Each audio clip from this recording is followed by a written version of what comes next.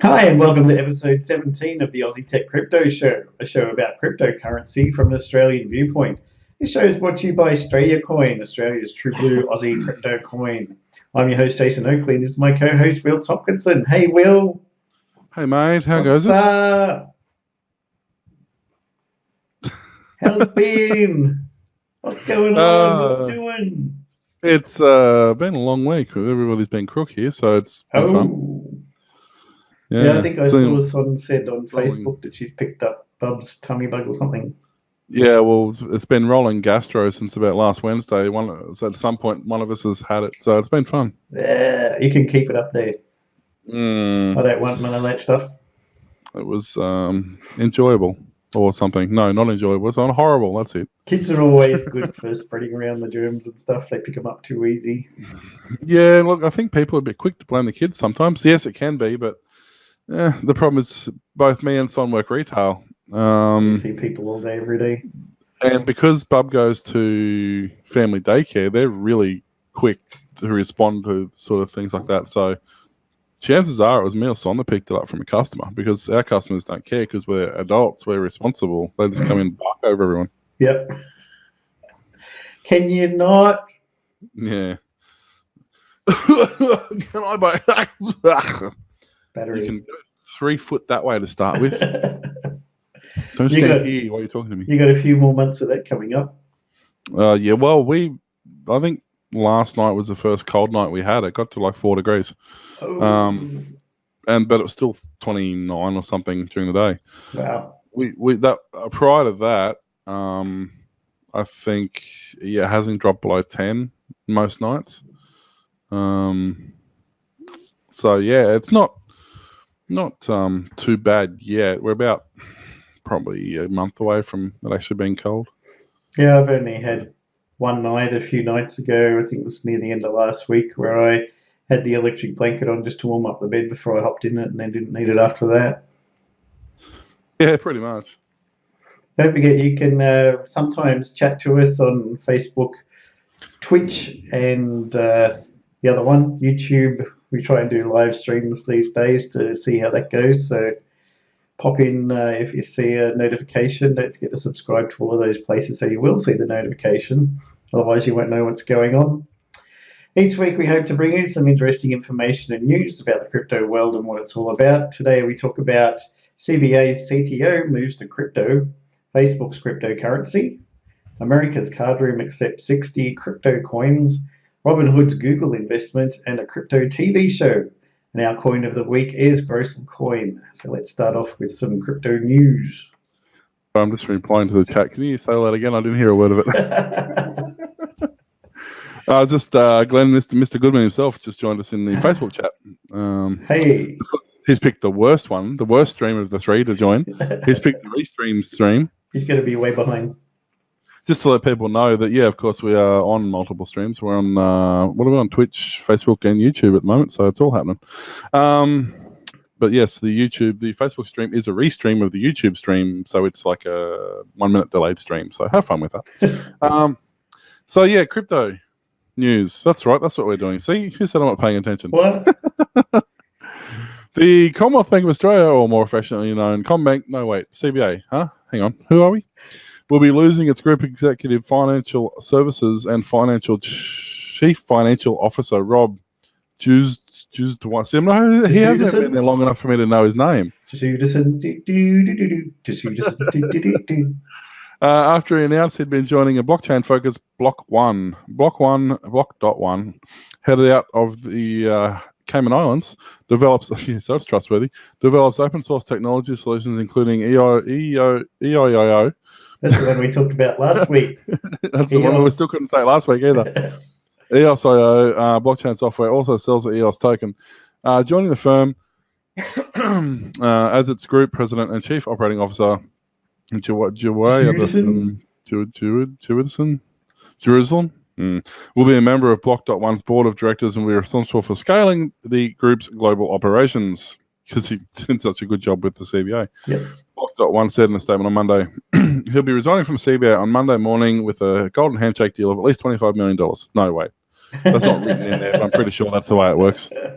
Announcing he'll be joining Block.one following his notice period. CBA's Group Executive Financial Services and Chief Financial Officer was responsible for overseeing group finance, audit, treasury, security, property, and investor relations. Which he did such a wonderful job with, obviously. Yeah, well, I mean, That's can why you they're even currently tell under these days? investigation. Yeah, I mean, and that has nothing to do with the fact that he's leaving. That's just complete coincidence. Yeah. That's. I mean, can you even tell if they're doing a good job these days? Like, does it, you know? He thinks he's doing a good job, and that's all that matters. Well, no, he doesn't. He's leaving. He knows he's only been in the minimum period required for him to get his golden handshake, I'm sure. The rate's leaving the sinking ship. Yeah, pretty much. I mean, didn't he get... Who was the last one who left? Was it St. George Bank or whatever it was? He'd been there 18 months and walked out with $12.5 million or something. I've been into St. George several times, and I never walked out with $12.5 million. But if I did, I think I wouldn't just be going home with it. I think I'd end up behind some bars and things with some very new friends that I don't want to talk about. Yeah, they say money can buy happiness. You know. I hope you got $12.5 million. Think happy thoughts. Think happy thoughts. I just took $12.5 million out of the bank. How much is my bail? $2 million. There you go. Can I keep the other $10.5 million? No, I don't think it works that way somehow. No, you've got to hide it. See, that's what he's doing. He's getting the handshake agreement and doesn't want to pay tax on it, so he's just going to get it transferred into Bitcoin. he's going to get transferred into EOS and go to the Cayman Islands and then worry about it. That's how you do it. Man, boy, are we suckers doing it the old-fashioned way, paying taxes and stuff. I know, right? What a bunch of rubes. Speaking of taxes, I got a tax bill. Oh, no. Yeah, apparently there was a cock-up when I signed my tax deck and the employer didn't bump me up a margin to cover the compulsory payments that was going to come out. Yep. So I was just paying the basic tax rate. And now you've got to catch up. And now I'm like $5,000 behind. But, you know, what are you going to do? Time to sell some electronium, son. I think he's going to cover it for me, since it technically was his cock-up. Right. We had that happen at AAPT. They didn't take out the right amount of taxes and stuff. Not hard. You click the box saying take out more tax. Yeah. You think this, you know. I think they'd be good at taking tax. Social media giant Facebook is exploring the benefits of releasing its own cryptocurrency, financial news outlet Cheddar reported on Friday. I wonder if that's why they're banning all the crypto ads on Facebook now, because they only want people talking about their one on Facebook. No, that would be that would be conflict of interest. Yeah, that's it. Yeah. Citing anonymous sources familiar with the matter, senior reporter Alex Heath said the company, whose $533 billion market cap is $140 billion larger than current cryptocurrency market cap, is holding serious high-level discussions about directing the focus of its blockchain research team toward releasing its own cryptocurrency. Heath said sources say that Facebook is specifically interested in creating its own digital currency, which would allow its more than 2 billion users to facilitate transactions without government-backed currency. Facebook is also looking at other ways that it could use this core blockchain technology that underpins these popular cryptocurrencies like Bitcoin and Ethereum. He added that the company is also evaluating how it can use blockchain technology to improve identity verification and secure its back-end infrastructure, perhaps even including how it manages customer data. As CNN reported, Facebook announced last week that it had created a new team dedicated to researching blockchain technology. That team is led by Facebook executive David Marcus, who is a sitting member of the Coinbase board of directors.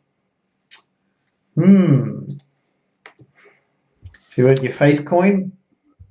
How many face coins can you get for $1? I guess it depends on how many FaceTimes you want. No, that's Apple product. iFace. Yeah, look, I don't know. I mean, I get it.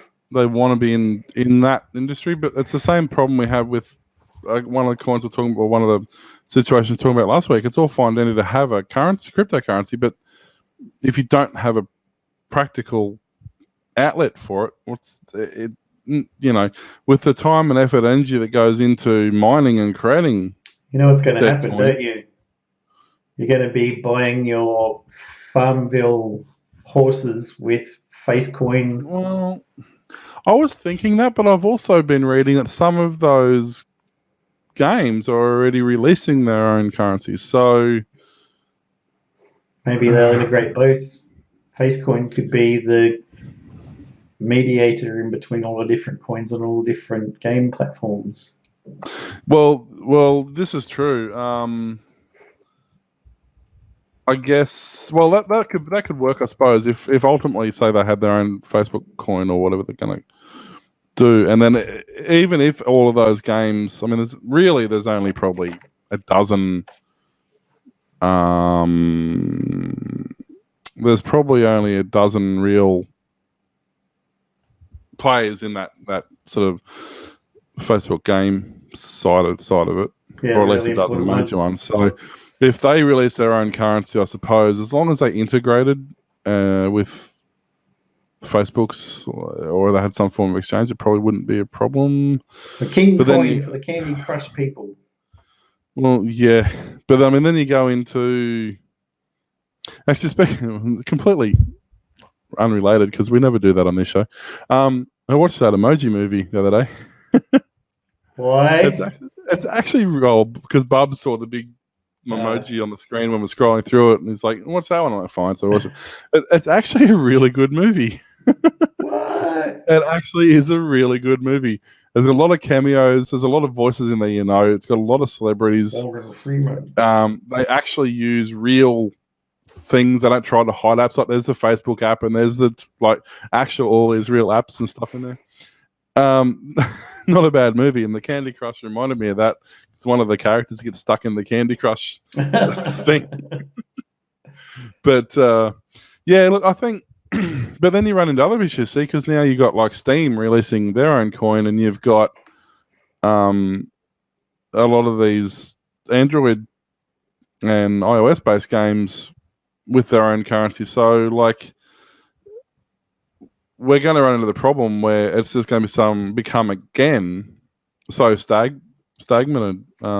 fragmented is what I'm looking for. Just how many damn wallets do you need?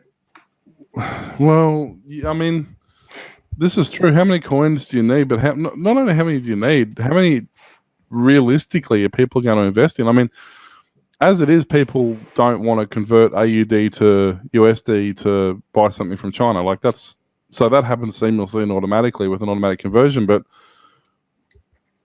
now if I've got to do that to buy a coin, to buy a different coin in a game so I can buy something to win a different currency than I purchased it with in the first place. Yep.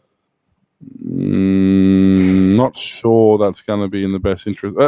When you are offering a game or offering a program or offering something like that, you're effectively offering your customer satisfaction is really the thing that you're offering. So if they now have to go through a 14-step process to buy or sell from within that program, and hopefully it's not going to end up like Swift, where you get a charge for every conversion like you do with exchanges now. Well, but it's also not going to enhance the playability. Like if it now takes you 15 minutes to buy, 3 pieces of hay to feed your cow in Farmville, like that's the last thing you're going to want to do. Yeah.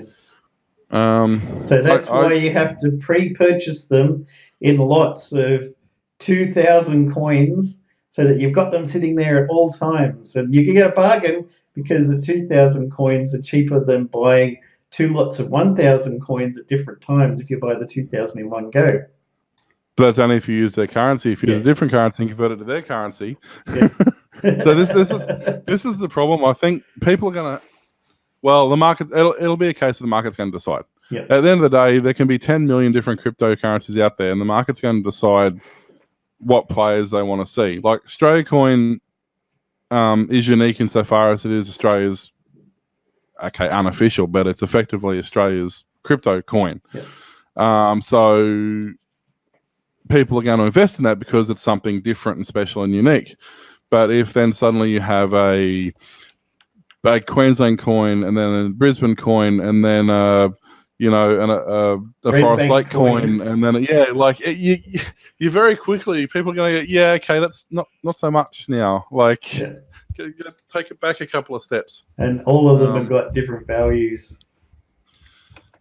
Yeah, that's Given that we know how coins are valued for the most part, their value is what the market sets, which is generally the mining aspect of it. So how much a coin costs to mine is generally what it's worth, apart from its popularity, which does play into it to some degree. But effectively, it's how much it mines is how much it's worth. Mm-hmm.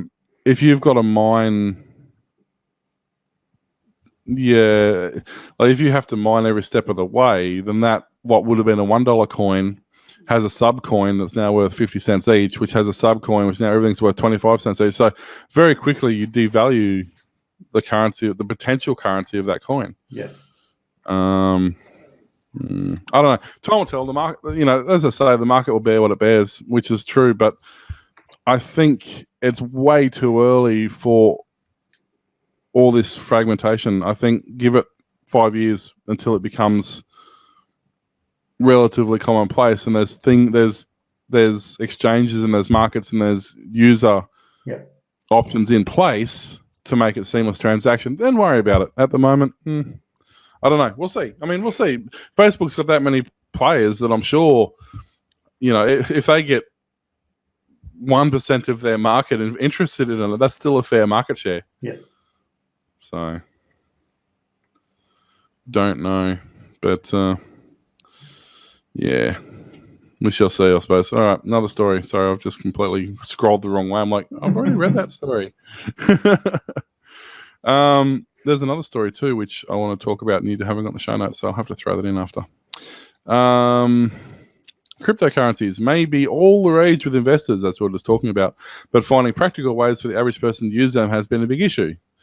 Now, one US-facing poker site has found a way to solve the problem. America's Cardroom, the flagship brand of the winning poker network, was at the forefront of the industry by being one of the first sites to accept Bitcoin back in 2015.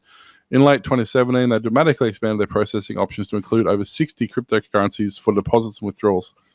According to WPN CEO Phil Nagy, they first started accepting Bitcoin as a processing option. It accounted for only 2% of their overall business, and their player community became more educated on how to use it, coupled with the media explosion that crypto has received over the past 2 years, now accounts for 60% of their volume. Wow.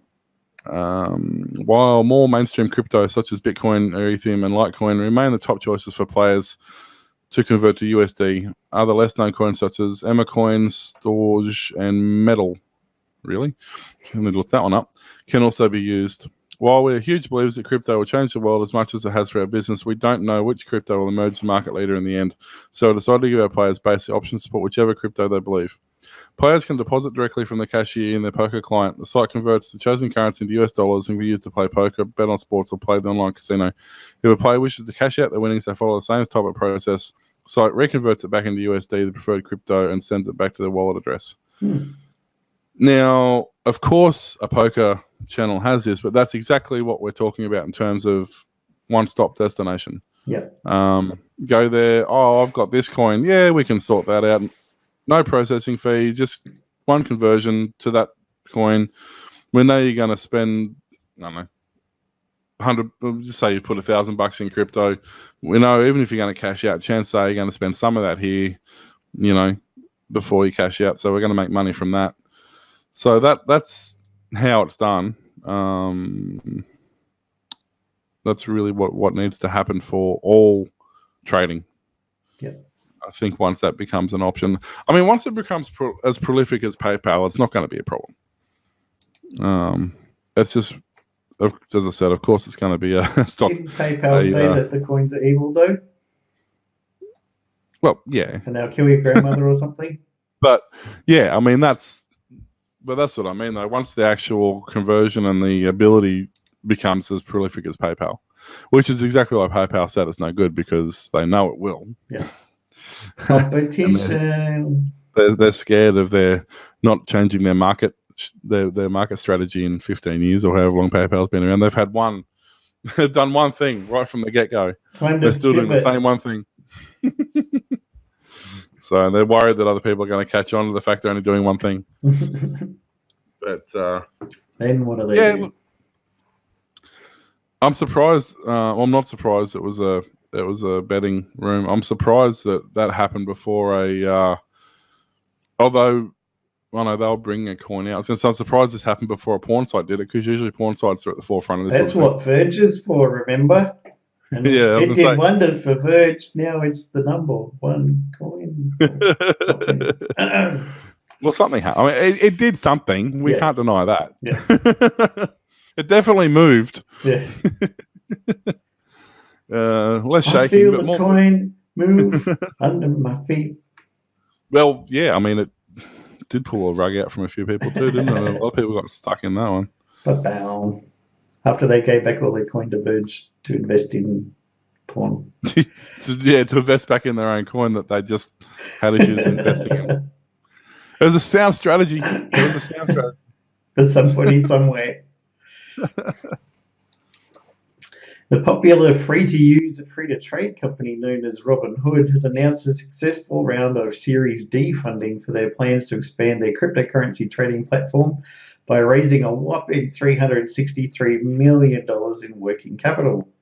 That should be MLN, shouldn't it, Mr. T? We've been talking about that. Why is that a thing? Robinhood was founded in 2013 and has become one of the most widely used trading exchanges in the world. Starting out in the stock market, Robinhood now wants to further focus their efforts on a serious expansion in the cryptocurrency market. Currently, Robinhood's cryptocurrency platform is available in only 10 US states. Robinhood co-founder and co-CEO Bajut Bhatt wants to extend the platform to all 50 US states by Q4 of 2018. The funds raised will be used to acquire new experienced staff, acquire legal trading licenses, and expand on current operations and infrastructure. The current CEOs of Robinhood said in an interview with Fortune, "It's our goal for the company to become the world's largest, or one of the largest, cryptocurrency exchanges by the end of 2018. One appealing quality that Robinhood has to offer is their zero-fee trading policy. The ability to trade for free has paid off for the company as millions of investors have downloaded Robinhood's mobile trading app, and the application has become the dominant trading platform among millennial investors. These qualities could provide Robinhood with some leverage as investors are looking for new options in order to avoid the high fees often associated with trading on Coinbase or Binance," which is something that we've talked about several times, having to transfer this coin into that coin and then into another and back again through, then transfer it from one exchange to another and then into your wallet, and you've just lost 6 times you've had a bite taken out of your coin. If it's got free fees, awesome. No wonder they're surging ahead with that. I don't know how long they can keep going, but if they got just a lot of VC, then they don't really care, do they? Theoretically, it doesn't cost anything because it's a zero-cost infrastructure. Yeah, it's a mathematical calculation with effectively free data traveling at both ends of it in fractions of a second. Yeah, like it's. I mean, okay, maybe you've got a bit to pay for the hosting, maybe depending on where you get your hosting and the staff. But well, not really. I mean, once you've written, I suppose you've got to write the initial program, but it's effectively self-supportive at that point.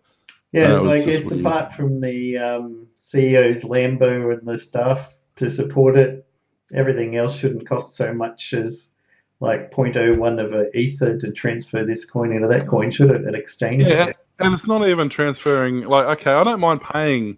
No matter what you PayPal, you go to an exchange, you always pay a fee, but you don't pay 5 fees. You pay 1 fee. Yeah.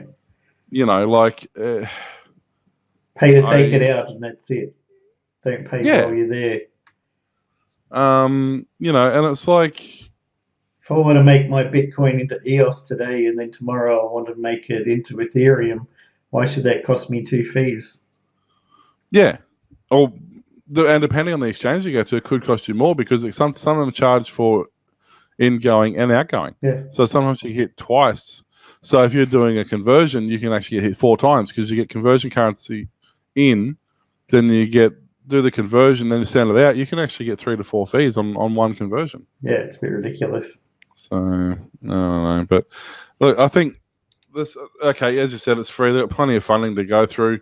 I think by that point, once the site gets popular, they can probably rely on advertising to fill the void. I don't think, I don't think it's going to be a huge drama for the amount of money they need. But I think what's going to happen is they need to be careful that they don't get greedy, and they're setting a trend at this point,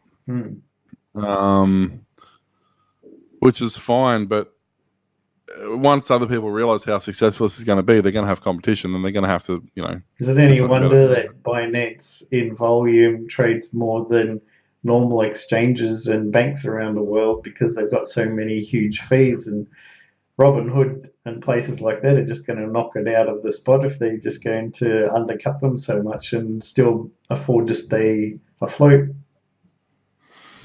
Well, you look at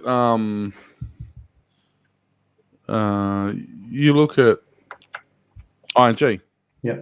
They're the exception to the rule. All the other banks are charging huge fees. They're charging withdrawal fees. They're charging ATM fees. They're charging bank card fees. They're charging transfer fees. ING don't charge any of that. They charge, even if you get overdrawn, they don't hit you a dishonor fee. They just pay the bill and tell you to pay them back.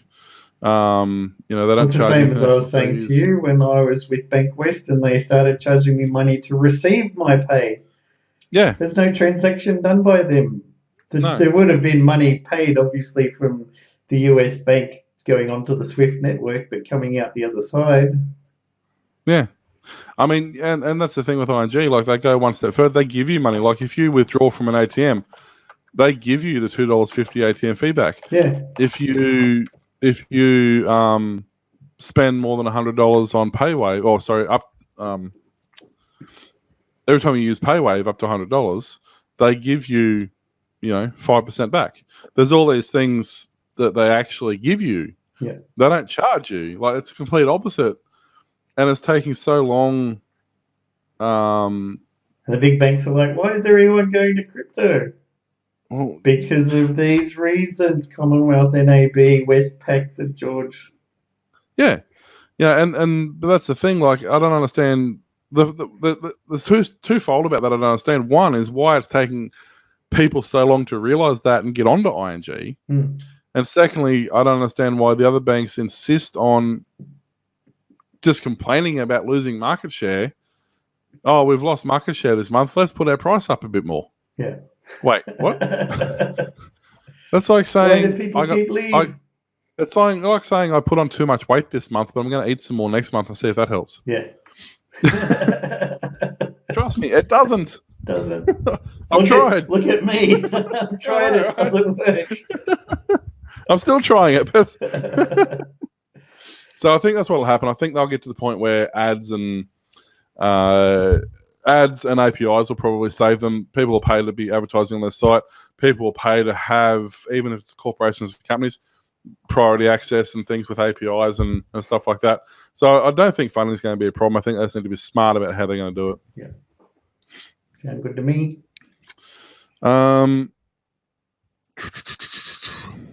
Amid increasing interest of the cryptocurrency markets, Bloomberg, the national leader among market data providers and index services, has launched the Bloomberg Galaxy Crypto Index, BGCI, because that just rolls off the tongue, which is designed to track the performance of the largest, most liquid portion of the crypto. I didn't know it was liquid. I thought it was all, of the crypto market. Crypto cap weighted, the first major crypto index. BGCI is a market cap weighted index, which implies the cryptocurrencies with a higher market cap will have a higher weight of index.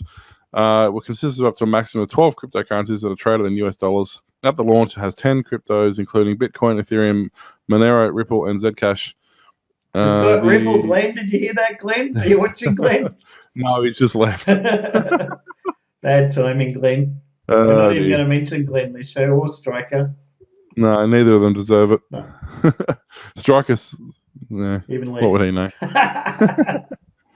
The index constituents cover various facets of cryptocurrencies that include mediums of storage of monetary value and mediums of value exchange, for instance, Bitcoin, smart contract protocols, Ethereum, and privacy-focused digital assets, Monero. See also the 5 most private cryptos. It will be rebalanced and reconstituted monthly, and each constituent weight will be in the range of maximum 30% to minimum 1%. If any crypto undergoes a hard fork leading to the birth of new cryptos, the above mentioned rules will apply for each new qualifying entry in the index of both parent and child or forked out cryptos. So that's, I guess what they're trying to effectively do there is add all the checks and balances in, and okay, it's all fine and dandy saying this crypto is worth this much, but it's only worth this much. Once you balance it against another crypto, how much is it worth? So it's at least it'd be cool to have an index that you can check. It will be. It'll be interesting to see how well it works. It works well for stock exchanges and for real world currencies because you have like a fixed value to go from. Like a company that has shares has got 10,000 shares. They've sold all 10,000 shares. Yeah. Or a particular currency has X amount of value because that's how much currency is in production.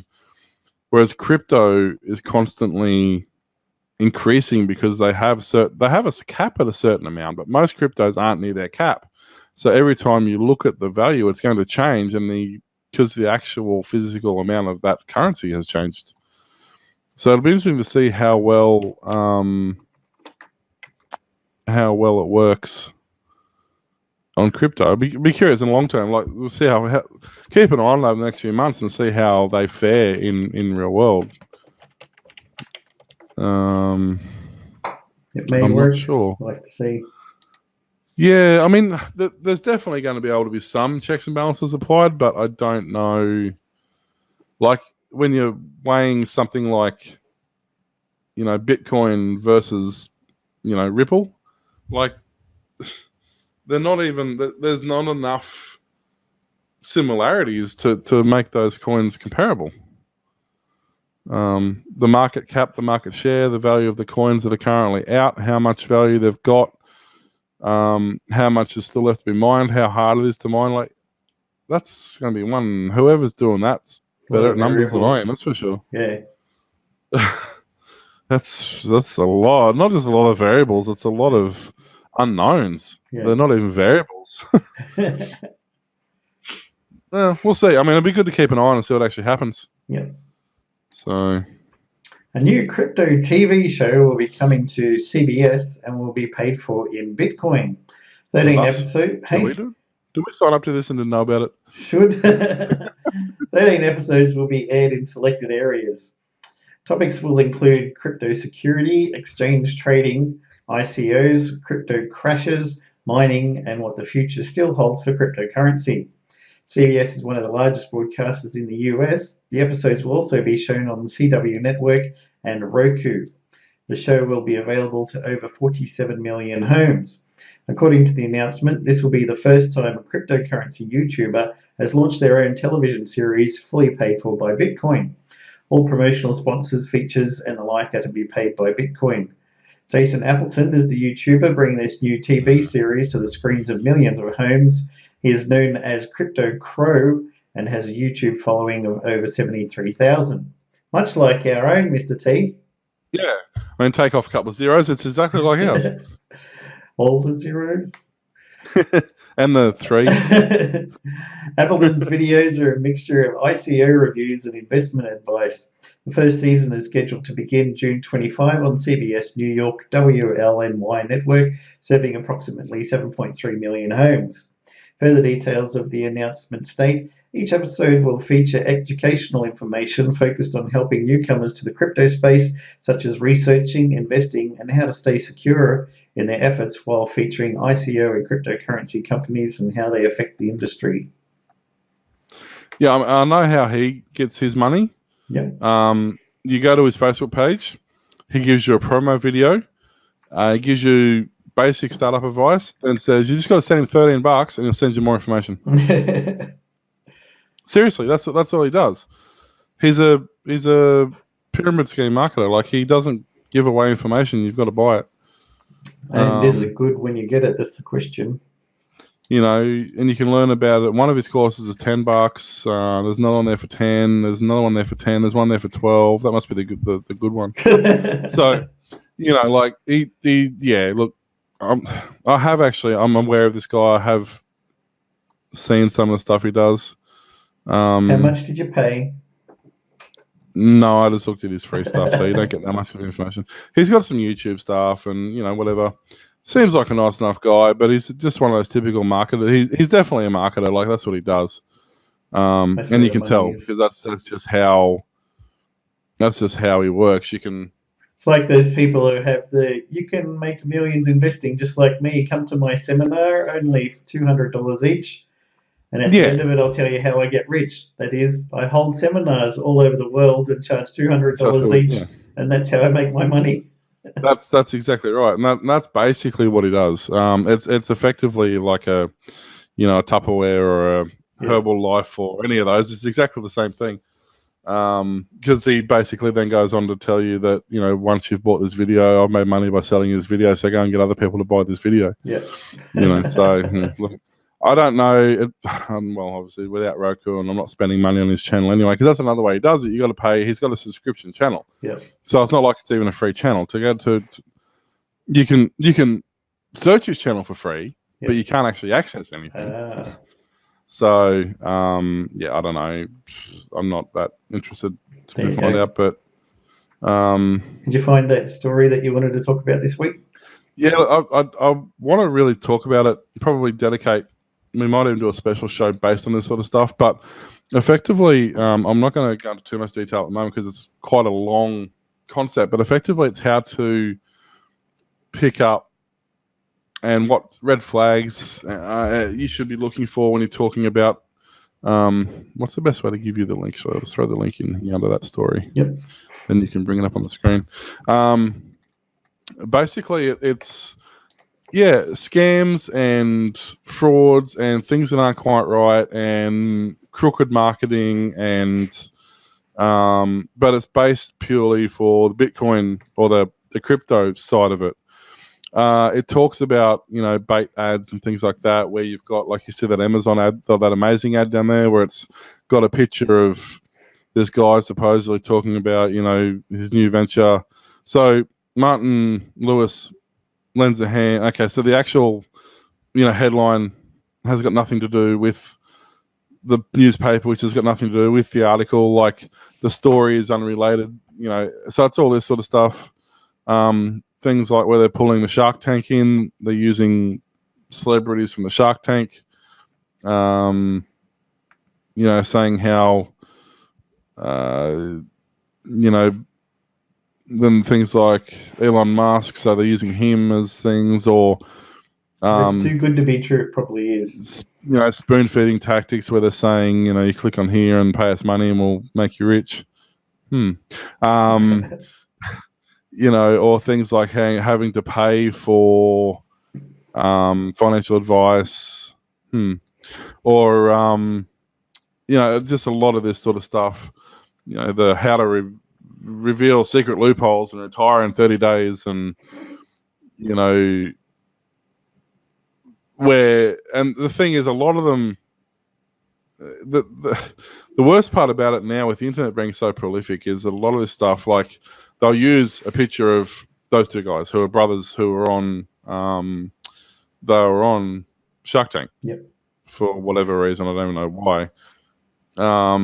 But they use that, and then they throw a fake headline at it, and then they added a real story to it. You know what I mean? Like, they're blending reality and fiction so seamlessly now that it's actually getting really, really hard to figure out what's an actual story. Yeah. And what's just made up. But they're giving, you know, there's a lot of pointers in there on what you can look for I wrote an article similar to this for our company's website into bit option trading, not to do with coins, the Bitcoin, but bit option trading was something that was getting spammed all over the place, and how you can make money through similar things to this. They had a picture, like it's got these two guys here, and the picture I looked up with a reverse image search and found out the photo they said of, Mary, who made millions in this, was a woman from a college in the UK. They just went to her page on the college page, stole her picture, stuck it in here with some words of bid option trading saying that she made millions and you can too. I was kind of wondering, I wonder if this lady knows that you've stolen her image to use here. And it's got pictures of all these people saying, oh, here I've made all this money, and here's a picture of my bank account, and all of those were stolen from social network profiles on Twitter and Facebook and stuff.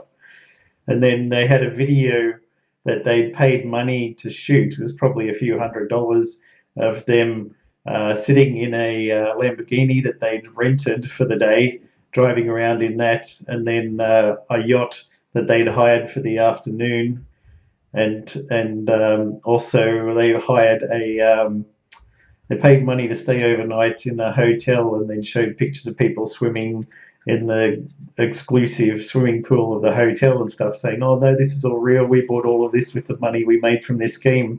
And it's all obviously fake, but people believe it and try and invest in it and stuff like this. And you click on to go to the web page, and it's like, oh, there's only 12 more positions available, you better sign up now. And then you click to go back. You click the back button on your browser, and it goes, oh, so look, we really mean it. Here, let us redirect you to this one. Here's a super duper exclusive membership that we've saved just for you. You better get in because there's only 2 positions available, and all these sort of scammy things. And it's kind of like all of this. Yeah.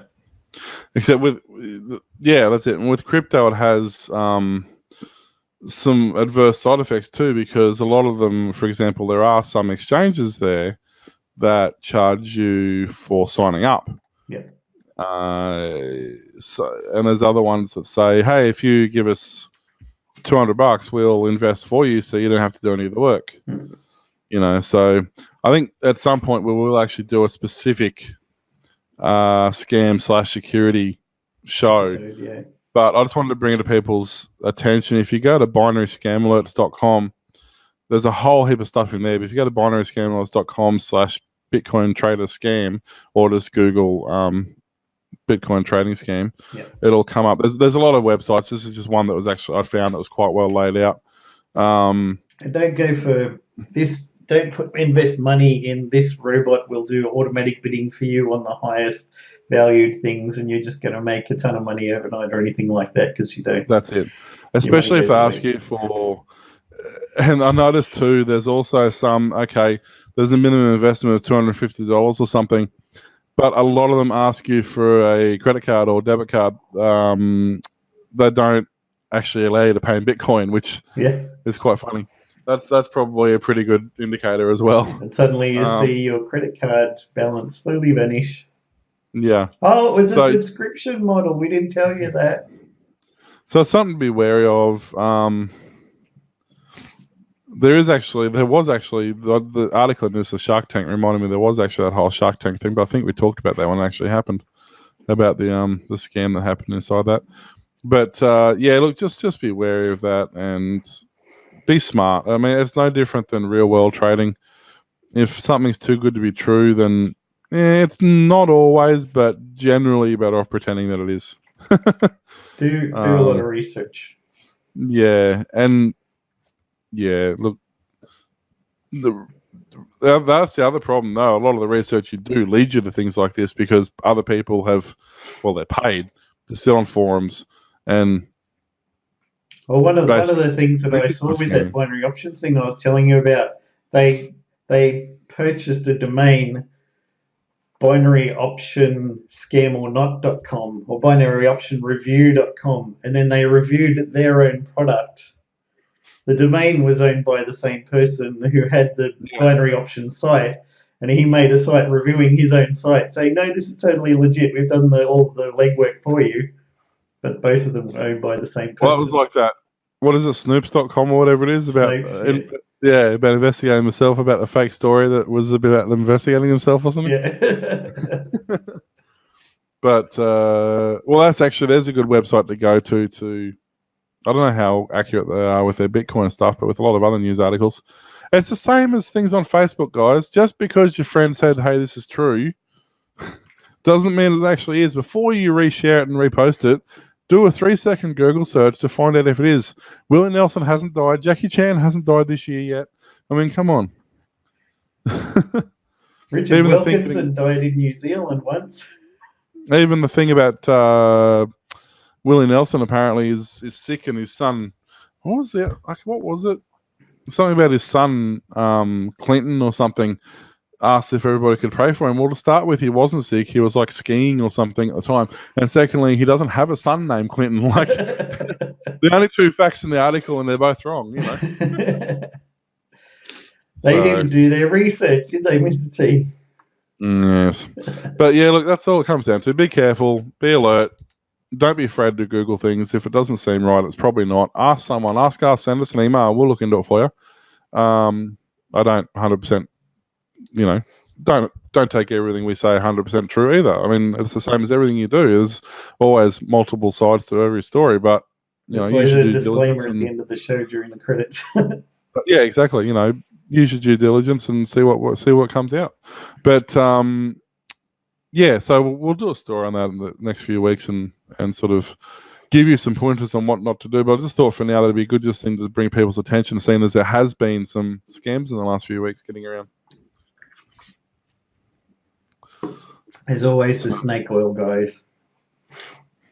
I bought some of that once. What'd you rub it into? No, I don't want to know. Let's not go there. Okay, coin of the week. That rash I had before, well, I had it worse after. It was hissing. It's the spitting you got to watch. Coin of the week. We're not recommending purchasing it, just explaining what it is and what it can be used for, particularly if it has a good real-world use. This week is Groestlcoin from groestlcoin.org and from the PTC Manager website. We've got a bit of information about it. The competition was organised by the US National Institute of Standards and Technology, NIST, called the NIST hash function competition, which attempted to develop an algorithm that would work in tandem with older SHA algorithms and mitigate any challenges therein. While the KeyCat group eventually won the competition, was subsequently used to formate the SHA-3 algorithm by NIST, Groestel was declared to be a finalist in the competition. Its cryptographic design, known as Groestel 0, became the basis for the technology upon which Groestlcoin is now built upon. Groestlcoin, or GRS, features an algorithm that is unique to the digital currency created during the competition. The algorithm is defined as an iterated hash function where the compression function is built from two fixed large different permutations. The design of Groestel is transparent and based on principles very different from those used in the SHA family. The algorithm utilizes a cryptographic tool known as a wide pipe design, which is based on cryptographic architecture named the Merkle-Damgard construction. Groestlcoin is one of the coins designed for GPU mining. Due to its algorithm, no ASICs have been developed suitable for its mining. Also, the algorithm provides it with a level of resistance to mining multiples, which gives the individual with a GPU the opportunity to compete on an equal level, which makes it popular with miners. While block reward started out as 512 coins, it's currently the fixed minimum of 5 GRS per block. The cryptocurrency also claims to be the only currency that can be sent over the phone as an SMS. And 1 GRS, or Groestlcoin, is currently worth $2.17 Australia dollars, and in the last 24 hours jumped 47% in value, which is not too bad. Yes, that's not too bad at all, especially for a coin that you can't pronounce. I've never heard of it before. Well, I was just looking up in the Wikipedia. I saw you were doing something like that. Yeah, it comes about from their names, because the main people who wrote it, I can't say half of their names, but two of them was Soren and Gamora. No, Well, wait, it's a combination. in... Yeah, I think that's a different story. She was in But I Infinity War. It's a combination of all their names, but one of them is Soren with it's the slash through the O. Yep. And in German, doesn't that make it a long vowel? I can't remember now. But yeah, so it's interesting. It goes a lot of technical details about it, but basically they've just modified the way it does the hashing function. So it's based on a pair of 256-bit permutations to make a 512-bit permutation, which is then rehashed. So it's actually incredibly secure because it's actually two separate algorithms made into one algorithm that's redone again. So it's quite an interesting way of doing it. And you can buy Groestlcoin, I found, with USD, Euros, GBP, KRW, or ETH or BTC. And one of the places you can get it from is Bittylicious. Have you heard of an exchange called Bittylicious? No, but I kind of wish I had. Sounds like it should be selling bikinis. Should we be signing up to that one? Hang on, I'm going there right now. It's UK website. It's bank transfer, instant bank transfer, credit card. Okay. It looks actually, well, it has a, it must be legit because it has a proper certificate, a valid certificate. So there you go. So does all of my websites. I was trying to see. And I can tell you, I'm not a bank. It's a registered proprietary limited company in England and Wales with company number, blah, blah, blah, registered office, registered in London. Okay, well, it's a legit company because you look up their company name and it actually comes up. So, yep. They got anti-money laundering and stuff, that protection compliance. Yeah. I want to invest all my stuff through Bittylicious from now on. Yeah, I'm just looking to see if it says what it does, but it only does Bitcoin and Ether. Looks like at this stage. But yeah, I do like. Man, they went all out on that logo, didn't they? I can see that in. That should be like a Las Vegas company. You can see that on the strip. Yeah, all lit up in the lights. Like they should at least animate the dots, right? Yeah, go back to the old animated GIFs. I think that'd be the way to do it. You can animate PNGs now too. Oh, can you? Yeah. Yeah, but why would you? That's what GIFs are for. Yes. why spoil a good thing? So don't forget to visit.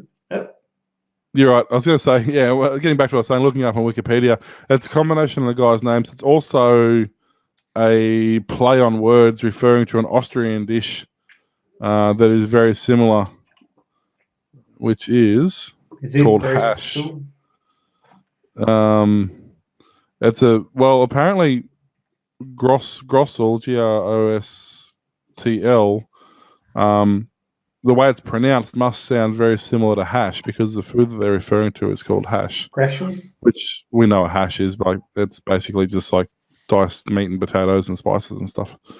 Corned beef. I think that's different. Meat. I think that's a different animal. That's that meat that's grown in a lab, right? That they're doing now. Oh, yeah. I can't even think about eating that stuff. That's just not. Are you sure? Not right. Go on. No. Anything that's no. That's like eating faux turkey.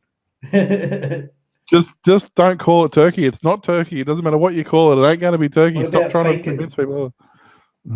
Actually, I had some of that stuff that was actually really good. Well, I didn't. The bacon bits you buy, the little round. They're not bacon. No, they're bacon flavored tofu. Yeah, I was completely unaware of that. Now that I found out, I'm really disappointed because I really like them. You're still going to get it. Oh dear. JD bought a Bitcoin on eBay. Got it in the mail. Cost $17.95 free postage. So you know it was legit. He gave the seller A++. Second thought looks a little slim shady, he says. Yeah, bootylicious.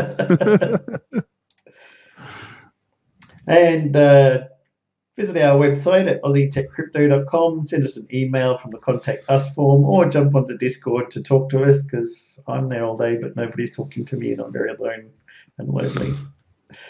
That's because I work during the day and forget that you're there. See. Somebody popped on today asking about solar. You might want to get onto that. Yeah, I might. Thanks for watching the show. Don't forget to like, subscribe, leave comments and stuff. We got our wallets all around the edges here, and I've updated my Australia wallet to a new one now since I lost all the coins in the old one, because I was a naughty boy and didn't back up all the data. And very soon, I installed the Australia Coin app, and now it won't let you start the app unless you prove that you've written down the 12 words in the passphrase, whereas before it just kept on popping up. Don't forget to write it down. I was like, yeah, one day, and it's all gone. So now I've got my wallet back, but it's got 0 Australia in it, so we'll have to do something about that. All right, guys, thanks for watching, and we'll catch you next time. See ya. Bye. This show is a part of the Aussie Tech Heads podcasting network. You can listen to us at aussietechradio.com. We're not licensed advisors, so please don't invest your life savings in anything we say on the show. You can contact us at feedback@aussietechcrypto.com. Visit the website aussietechcrypto.com. Thanks for listening to Aussie Tech Crypto. Tune in each week for more fun and information.